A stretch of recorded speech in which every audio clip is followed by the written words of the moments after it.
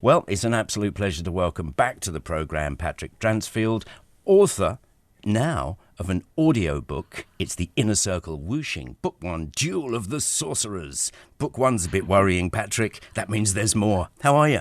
Yes, we fear a sequel. There's going to be 4 sequels. Welcome back to the programme. I tell you, the photographs went down a storm everywhere last year, so you must have been very proud of that little project. Absolutely. Really, I was rather overwhelmed by the response. I think a lot of nostalgia, Phil, for a different time. But yes, that's right. Well, I'll tell you what, though, anybody who lives in Hong Kong now who had anything to do with Beijing, particularly in the 80s, I remember that. I remember that building. They all come out of the woodwork, don't they? Absolutely, yes. And, it was great to get it in the FT as well. That kind of widened the audience an awful lot. Brilliant. So I'm very grateful to Well, that. with the new one, which he's recorded, a passion project becomes a reality. It's always nice when that happens. But with the new one, Patrick, I think you are combining your experiences of China, your love of Chinese mystical ways, the lot. It's come together, basically. Yeah, no, absolutely. It's a kind of COVID story and also an FCC story and a Lantau story. So obviously, every journey begins with one's mother. So I think my mother would be quite surprised that one of the characters in the book is actually Constantine Cavafy, the poet. He's an incidental character, but the book is, if you like, magical realism. Yeah, well, you do talk about Chinese mythology in your blurb for this, and I know that's something that you're very much into. I'll tell you what grabbed me, and then I'll let you give us an ABC. You said it begins in Liverpool's Chinatown in January 1916. Well, that had me straight away. Tell us more.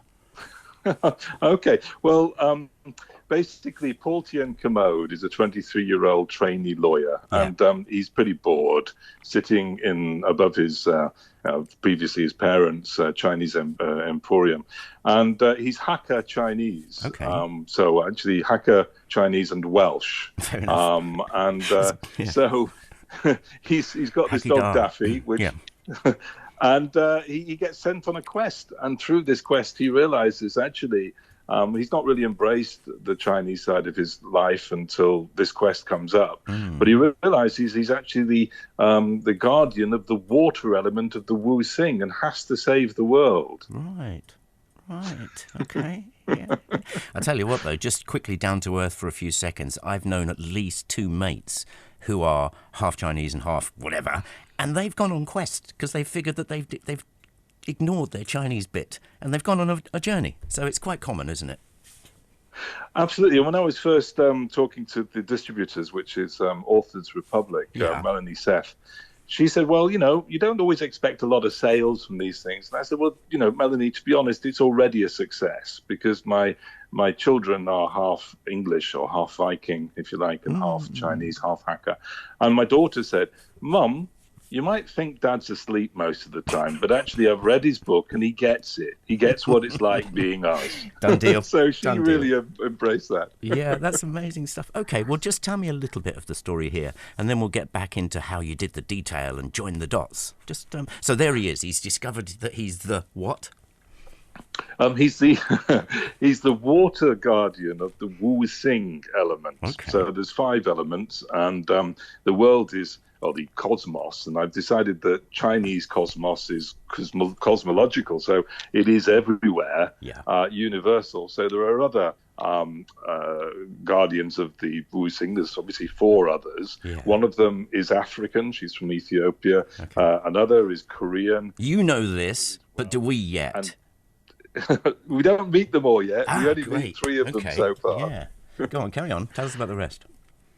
And so basically, welding this story, which I'm obviously very interested in real history as well. So there's Churchill coming into it. There's the Demouin in actual Petrograd in 1917. So he actually has to travel. Paul has to travel through Ukraine, and actually researching that period of time was very sobering because obviously Ukraine was independent in 1917, and 6 months before the events that's recently happened from February onwards, I was researching all about what kind of journey it would be like through Ukraine in 1917. So there's a lot of historical parallels which are real, And then obviously there's the whole mythical cosmological stuff, which both sides, Patrick, you have to know your onions, don't you? Because if you're going to talk about sort of cosmology and mythical beings, you have to be so accurate, because somebody somewhere is going to pick you up otherwise. And the minute you tie this to an actual event in history, you've also got to be so accurate. It must be so hard. Well, the history side was easier than the other side. I mean, I've thrown together the I Ching, the Kabbalah, and Chinese mythology and other mythologies all together. And actually, there's only 5 people in the world that really be able to follow it. There's a guy called Peter Duchemin, who works in Vibe and is a doctor of tarot and esoteric stuff. And, 3 or 4 other. But don't let him anywhere near it, and then we'll all think it's perfect. But the only problem is, I'm not one of the 5. So you're quite right. It's been quite a stretch. But it is something I've learned. It's that there's 2 things, really. On the one hand, hope triumphs in the end, and the good guys win. You're an optimist, are you, by nature? Yes. Good. One has to be in these times, I tell you. No kidding. Yeah. So that's what I mean, if I was to push you and say, what's it about? What's the empiric? It's that, or would it be something more overriding? No, I think it is that, actually. I think time is folded. I do definitely believe that, some of the Chinese cosmology that I've learned in the I Ching, this concept of perpetual renewal from yin and yang. There's incredible depth with that, and I think that's one thing that I'm learning all the time, more and more. But yes, I think good does triumph over evil, but we have to be very patient and preserve, and maybe we won't even see that in our time. So yeah. Do you think it helps to know this? It's almost like a spiritual question. It's not meant to be, but does it help you to have some logical reason to be? Good triumph. No, absolutely. Yeah.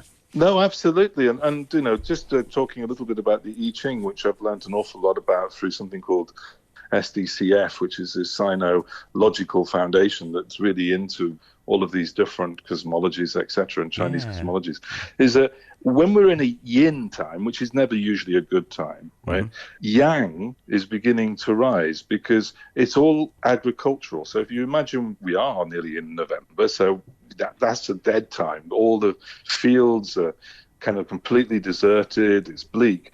But at that very time, yang forces are making the roots begin to sprout and everything else. So even when we're at the worst possible moment, seemingly, yang forces will renew and come through. That's interesting, because when it comes to seasons, we have come to expect that they will follow each other and things will become lush again, etc., etc. But very conventionally, yang is more of an aggressive and yin is more of a passive. I don't know if that plays into your thinking. Yeah, I mean, obviously they're supposed to be in harmony, so neither is supposed to be superior or inferior to the other. Funnily enough, the next book goes into this a little bit more, because every single part of the book has got an I Ching kind of divination, which is Paul's journey. He is actually having his kind of fate set by the I Ching, and most of the chapters have some kind of I Ching divination. I was going to say, let's get back to him, because it is about this person, isn't it? Yeah, and so I won't try and give you too much away, because I want people to listen to the book, and if there's a literary agent out there to actually help me with the book. But the point being that the next stage of the book, if I can tell you that, you quite rightly said there's going to be a sequel or several. Basically, Emperor Wu's Bright Mirror starts with the person who first put these I Ching divinations together, which was in the 11th century. So we go right back in time to the Song dynasty, and there's this guy called Xiaoyang who is more brilliant than Leibniz, or actually comparable to Einstein. Okay. And this is a part of history I've only just started to discover, but it's profound and amazing. Yeah, absolutely. So how has this left you? And you have turned this into an audiobook recently, which I will get onto in a second. How has this? It's had an effect on you. How has it left you? Did you open Pandora's box with this thing? It was an incredibly personal experience writing the book. I mean, I learned this from another author who's a dear friend of mine. He's also doing an audio book with Studio 113 and Gary Brightman, and that's a guy called Stephen Gannon. And he wrote and has just done the audio book of something called The Green Door, which on the face of it looks like stories from 19th century, in a village, in England. But actually is incredibly personal to him. And, you would only know that if you were him and maybe get some intonations of that. With me, I mean, my father's in this book in various ways, but the whole incidence of how a kind of book evolves, I'd never really done before. So I was thinking, what could Paul be reading one evening in chapter 4? And that's where the Jewel of the Sorceress came in, because it was a story my father told me based on a Penny Dreadful book. And it's a ghost story. And he told me this on a bus in Austria when I was about 6. We were at the back of the bus.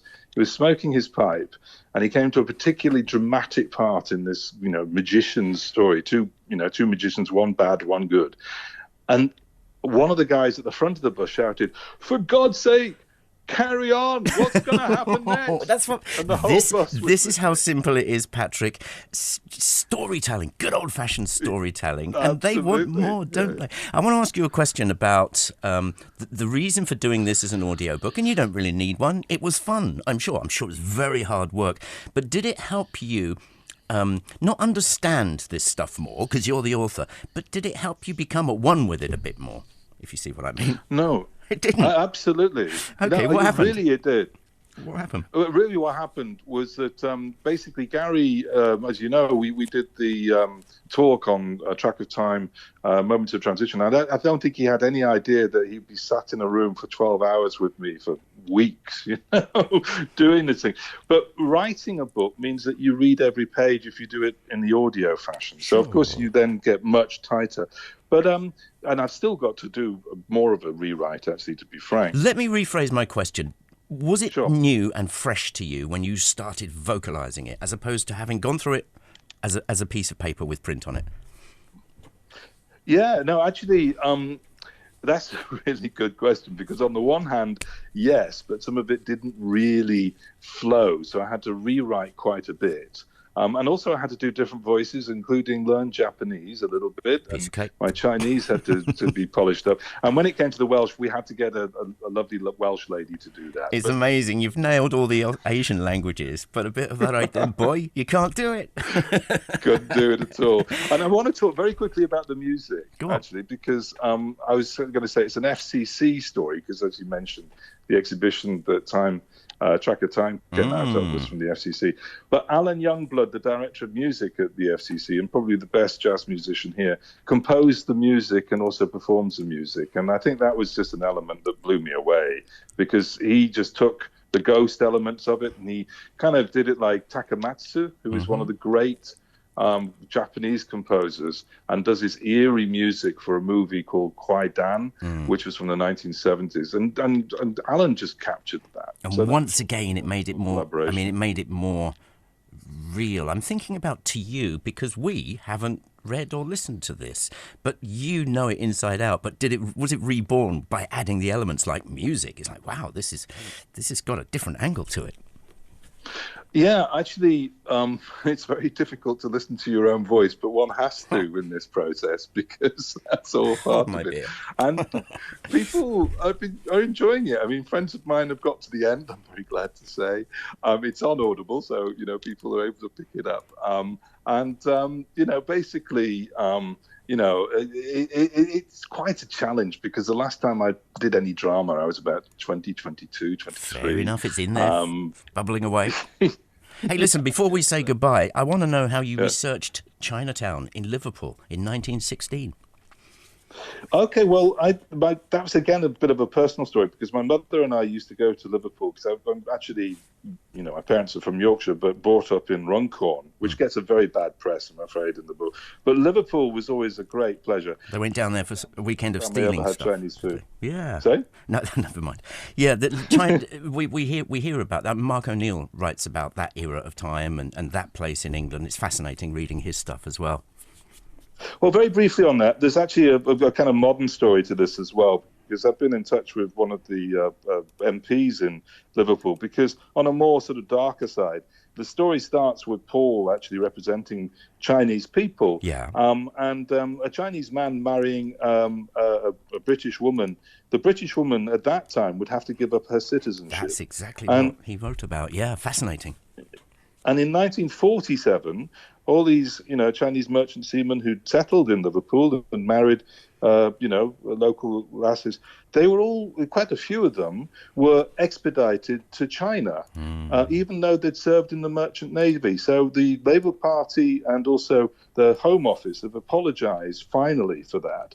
But yeah, so there's some real kind of racism in the book, which is explored, some of the terrible, kind of Holocausts that happened to the hackers, happened to the Armenians. And stuff that in many ways was considered, I hesitate to say normal, but it was like, yeah, whatever, at the time. True stories of struggle, Patrick. Tell us the name of the recent book once again, and it's on Audible. So tell us what it's called, Patrick. Okay, The Inner Circle Wu Xing, Book 1, The Jewel of the Sorcerers. And if you go to www.innercirclewuxing.com, you can find out all about it. Lovely, mate. Thank you very much. Congratulations. It sounds wonderful, and we'll talk again soon, I'm sure.